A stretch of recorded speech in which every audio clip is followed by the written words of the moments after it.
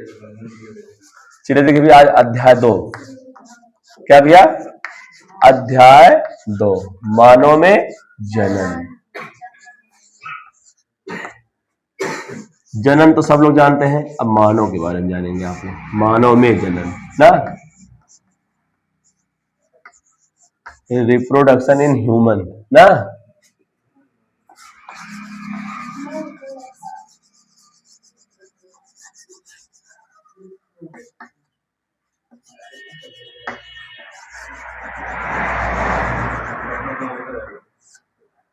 चलिए देखिए, मानव में जनन, रिप्रोडक्शन इन ह्यूमन। आइए मानव के बारे में पहले जानते हैं। देखिए जनन तो सब लोग जानते हैं, जनन सब लोग जानते, क्या जानते हैं? जनन क्या होता है? अपने जैसे संतान उत्पन्न करने की क्रिया ना, उसे क्या कहते हैं? जनन कहते हैं। अब मानव जानिए, देखिए मानव में देखिए एक लिंगी है। क्या है?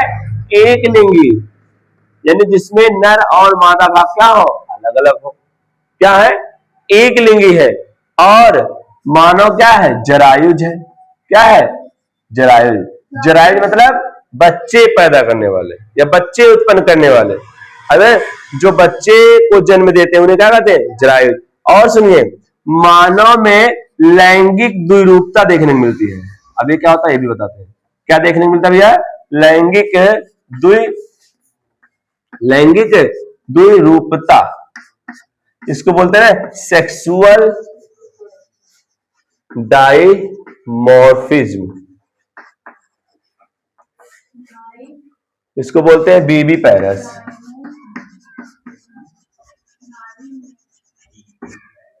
एक होता ओवी पैरस, अंडेयुज, अंडे देने वाले, तो उसे पक्षियां होती है। वैसे मानव कैसा होता है? एक लिंगी होता है, जरायुज होता है, लैंगिक द्विरूपता, यानी लैंगिक रूप से हम पहचान सकते हैं वो मेल है या फीमेल है। लेकिन द्विरूपता दो रूप देखने को मिलता है। लैंगिक रूप से, लैंगिक अंग के रूप से दो रूप देखने को मिलता है, एक गर्ल्स और एक बॉयज। एक नर देखने को मिलेगा और एक क्या? इसी को बोलते हैं लैंगिक द्विरूपता। तो मानव के बारे में सुना है? मानव कैसा प्राणी होता है? एक लिंगी, जरायुज होता है और उसमें लैंगिक द्विरूपता देखने को मिलती है। चलिए अगले हेडिंग में देखिए, इसमें मानव में लैंगिक जनन की परिघटनाएं। मानव में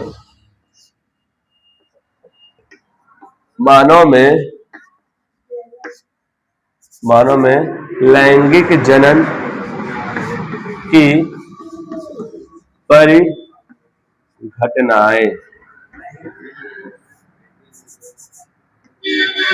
आया बात समझे?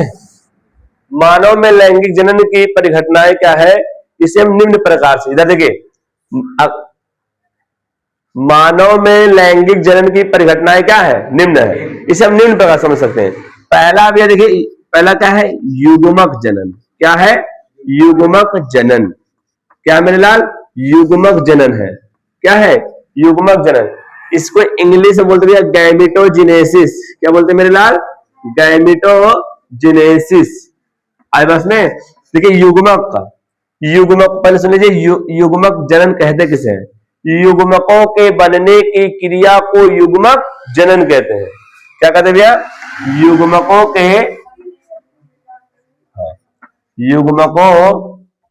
के बनने की प्रक्रिया का या क्रिया का? क्रिया युग्मक जनन कहलाती है।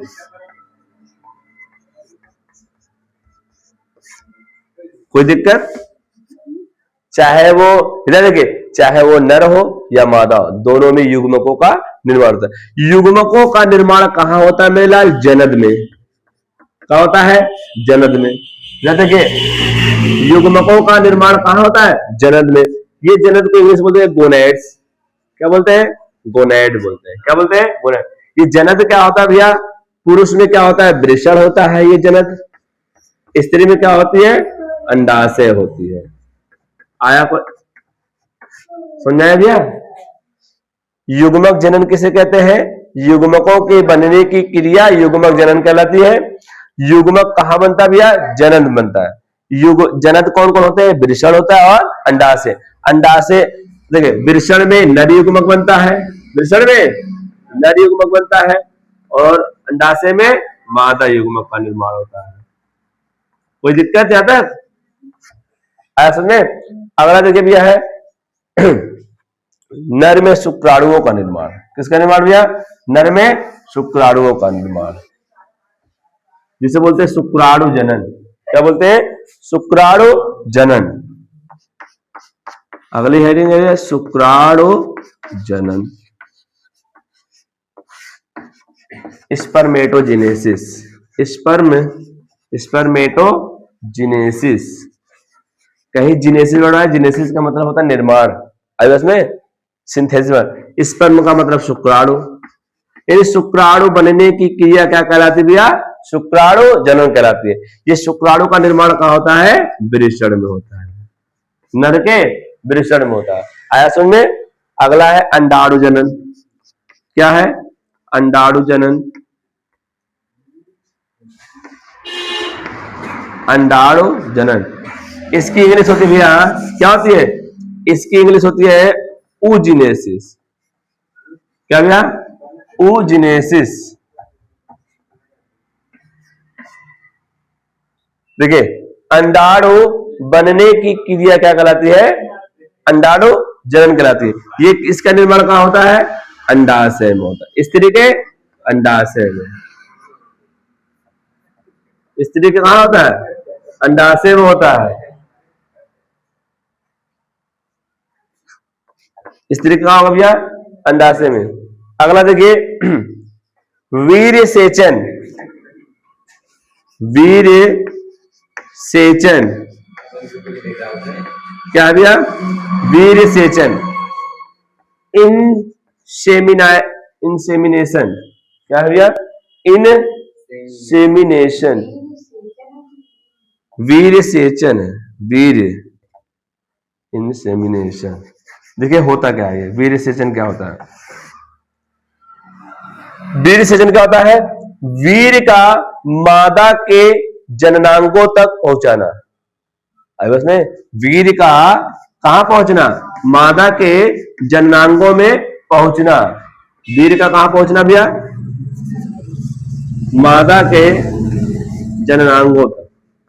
जननांगों तक पहुंचाने की क्रिया क्या कहलाती है? वीर्य सेचन। ये आपको छोटी छोटी पॉइंट याद रखना है, ठीक है? आया कि नहीं समझ में आया? इसके पहले क्या था भैया? युग्मक जनन। युग्मक जनन किसे कहते हैं? युग्मक बनने की प्रक्रिया। फिर युग्मक में दो चीज होता है, मैंने कहा नर युग्मक होता है और एक क्या होता है? मादा युग्मक होता है। मादा युग्मक, मादा युग्मक कौन है भैया? अंडाणु जनन की क्रिया द्वारा बनती है। अब इसमें नर युग्मक शुक्राणु जनन की प्रक्रिया द्वारा बनती है। इसके बाद जब ये नर युग्मक और मादा युग्मक बन जाएंगे तो फिर जो फिर होगा आपका ये शुक्राणु। इस शुक्राणु को यानी कह सकते वीर्य को मादा के जननांगों तक पहुंचाया जाएगा। इसी घटना क्या बोल देंगे? वीर्य सेचन कहेंगे। अगला भी देखिए निषेचन। अब देखिए निषेचन क्या भैया? निषेचन। निषेचन को बोलते हैं फर्टिलाइजेशन। क्या बोलते हैं? फर्टिलाइजेशन। अब देखिए मेरे लाल, फर्टिलाइजेशन क्या होता है? निषेध। देखिए वीर्य को मादा के जननांगों तक पहुंचा दिया गया। अब नर युग्मक और मादा युग्मक संलयन करेंगे। इसी घटना को हम लोग क्या कर देते हैं? निषेचन कहते हैं। जब नर युग्मक और मादा युग्मक आपस में संलयन करते हैं, आपस में मिलते हैं, तो इसी घटना को क्या कर देते हैं? निषेचन कह देते हैं। आई बस में वो भी सही है। चलिए इसके बाद देखिए इधर देखो, जब नर युग्मक जब नर युग्मक प्लस मादा युग्मक मिलते हैं तो क्या बनता है भैया? युग्मनज बनता है। क्या बनता है? युग्मनज। आई बात समझ में? अब इस युग्मनज में क्या शुरू होगा? विदलन। अब विदलन देखिए क्या होता है, ये एक एक नंबर पूछेगा भैया।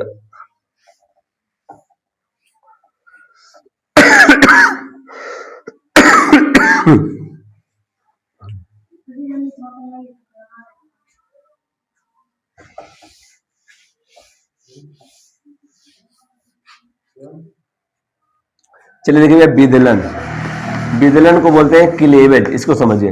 देखिए विदलन और कोशिका विभाजन में थोड़ा डिफरेंस है। विदलन क्या होता है, देखिए ध्यान सुनिए। कोशिका विभाजन क्या होता है? कोशिका विभाजन क्या होती है? पहले अगर कोई भी कोशिका विभाजन करना चाहती है, कोई भी कोशिका विभाजन करना चाहती है, तो उससे पहले वो अपने आकार में वृद्धि करेगी, अपने आकार को बढ़ाएगी। आप नॉर्मली घरों में देख सकते हैं कि छोटा बच्चा होता है उसको अलग कर दिया जाता है। उसको अलग होने के लिए पहले क्या करना पड़ेगा? वृद्धि करना पड़ेगा। क्या करना पड़ेगा? वृद्धि। फिर उसको अपनी इनकम बढ़ानी पड़ेगी। फिर बहुत सारी समस्याएं आएंगे, जब वो समस्याएं नहीं सॉल्व होगी एक में, तो उसको अलग होना पड़ेगा। अरे बस तो ये चीज है, यानी पहले कोई कोशिका अपने आकार में वृद्धि करेगी, फिर एक कोशिका से दो कोशिका जाके बनेगी, ये ना। लेकिन विदलन में क्या भैया, इसमें क्या है, इसमें कोशिका में वृद्धि नहीं होती, कोशिका में वृद्धि नहीं होती। ये क्या, जैसे युग्मनज बन गया ना, ये हमेशा युग्मनज में ही होता ही है विदलन। अरे बस इसमें क्या होगा, कोशिका विभाजन होगा, लेकिन वो उसकी कोशिका आकार में वृद्धि नहीं करेगी, केवल कोशिका की संख्या बढ़ेगी, लेकिन कोशिका का आकार नहीं बढ़ेगा। आई बात में, ये देखिए एक कोशिका कितना बन गया, दो कोशिका बन गया, 2 से 4, 4 से 8, 8 से दुगना बढ़ेगा, उसको दुगना होगा 64 ना, उसके बाद 64 क्या इसे बढ़ता हुआ चला जाएगा। यानी विदलन का मतलब क्या होता है, जब युग्मनज में क्या होता है, कोशिका विभाजन होता है, परंतु उनके आकार में वृद्धि नहीं होती। ओनली वन क्या बनता है, केवल कोशिका की संख्या बढ़ती है। विभाजन तो होगा, एक कोशिका से दो कोशिका बनेंगी, लेकिन वो कोशिका अपनी आकार में वृद्धि नहीं करेगी। आई बात में, तो ये होता है विदलन। अगला देखिए, अगला क्या भैया, इसके बाद है रोपण। क्या भैया, रोपण। क्या भैया, रोपण है। क्या है, रोपण। यानी अब देखिए विदलन के बाद क्या बन गया, कुछ कोशिकाएं बनती है, मारुला बनती है। क्या बनती है, मारुला बनती है, ब्लास्टुला बनती है। क्या बनता है, ब्लास्टुला। इसके बाद आपका शुरू हो जाता है गैस्टुला, शुरू हो जाता है। ये आपको पूरा डिटेल बताया जाएगा, ठीक है, अभी शॉर्ट में खाली समझ रहे हैं, ठीक है। जब विदलन होगा, विदलन के बाद जब 8 से 16 कोशिका बन जाती है, 8 से 16, तो इसको हम क्या बोल देते हैं, मारुला। फिर इसके बाद 32 से 16 से 32 बनते, इसको क्या बोल देते हैं, ब्लास्टुला बोलते हैं। इसके बाद क्या होगा, इसमें लेयर का निर्माण होगा। इसमें क्या होगा, लेयर का निर्माण होगा। लेयर का मतलब होता है कौन सा, एक्टोडर्म, मेसोडर्म, एंडोडर्म। जब ये जनन अस्त्रों का निर्माण होने लगता है, उसे हम लोग क्या कह देते हैं, गैस्टुला कह देते हैं। अभी बस में इसके बाद क्या होगा, जो ब्लास्टुला ही रहेगा, ब्लास्टुला ही अवस्था में क्या हो जाता है, ये गर्भाशय से, स्त्री के गर्भाशय से जाके क्या हो जाती है, चिपक जाती है। क्या हो जाती है, चिपक जाती है, या कह सकते हैं, देखिए गर्भाशय, देखिए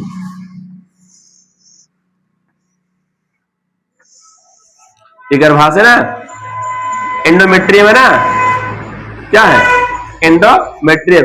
एंडोमेट्रियम में देखिए अंगुली के जैसे उभार है कि नहीं है, उभार है ना। जब ये ब्लास्टुला भी क्या करेगा, जब यहाँ पहुंचेगा, निषेचन कहाँ होता है, निषेचन होता है आपके अंडवाहिनी में। क्या होता है, अंडवाहिनी में। जब निषेचन हो जाएगा, ये युग्मनज से क्या बनेगा, मारुला, मारुला से ब्लास्टुला। ब्लास्टुला जब यहाँ आएगा ना, तो जो ब्लास्टोसील होता है, ब्लास्टुला क्या बनेगा, कैविटी बनने लगती है, उसे ब्लास्टोसील कहते हैं। इसी ब्लास्टुला है। इस ब्लास्टुला में क्या होगा, एक अंदर की तरफ कैविटी, गड्ढा बनेगा, खाज बनेगा, उसे बोलेंगे ब्लास्टोसील।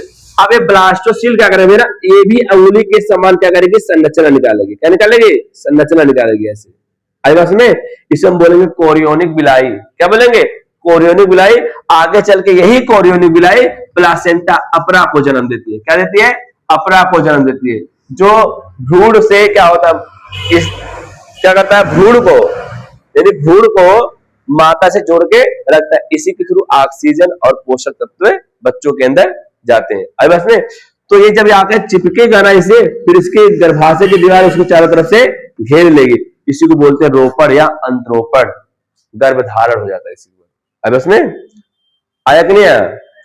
चलिए अगला देखिए भैया, अगला है भ्रूणीय परिवर्धन। क्या भैया, भ्रूणीय परिवर्धन। क्या है, भ्रूणीय परिवर्धन। ये भ्रूणीय परिवर्धन क्या होता है, जब ये रोपण हो जाएगा ना, तब भ्रूण में क्या होगा, परिवर्धन होगा, यानी परिवर्तन होगा कुछ ना, पहले मंथ में क्या होगा, दूसरे मंथ में क्या होगा, कि किसी मंथ में लिम्स आएंगे, किसी मंथ में हार्ट बनेगा, किसी मंथ में हेयर आ जाएंगे, किसी मंथ में उंगलियां उंगलियां पैरों की आ जाएगी, अब किसी मंथ में जननांगों का विकास होगा। आई बात समझ में? तो यही भ्रूण परिवर्तन है। अगला, इसके बाद जब ये सब विकास हो जाएगा, इसके बाद ये आएगा भैया प्रसव। क्या भैया? प्रसव बोलते हैं डिलीवरी। क्या बोलते हैं? डिलीवरी। यानी बच्चा क्या होगा, मां के गर्भ से जब बाहर आ जाता है तो इसी प्रक्रिया क्या बोल देते हैं? प्रसव कह देते हैं। आई बस में। इसके बाद अगला आएगा शिशु का पोषण और पालन। भाई बच्चा बाहर आ गया, उसको पोषण भी तो करवाना है। पोषण शिशु का लिखेंगे, शिशु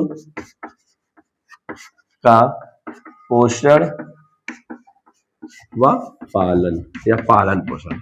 जब प्रसव होगा बच्चे को तो बच्चा बाहर आ जाएगा, उसके बाद उसको क्या करेंगे? पालन पोषण करेंगे। आई बात में? तो ये सब थी, क्या थी भैया? क्या था? मनुष्य में लैंगिक जनन की कुछ परिघटनाएं थी। आया समझ में? चलिए अब हम समझेंगे नर जनन तंत्र। क्या समझेंगे? नर जनन तंत्र समझेंगे।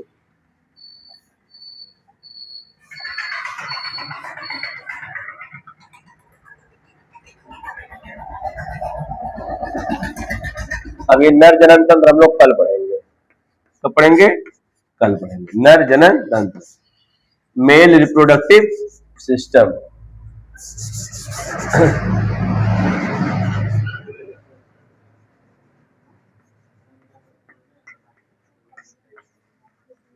इसको हम लोग कल पढ़ेंगे भैया, ठीक है?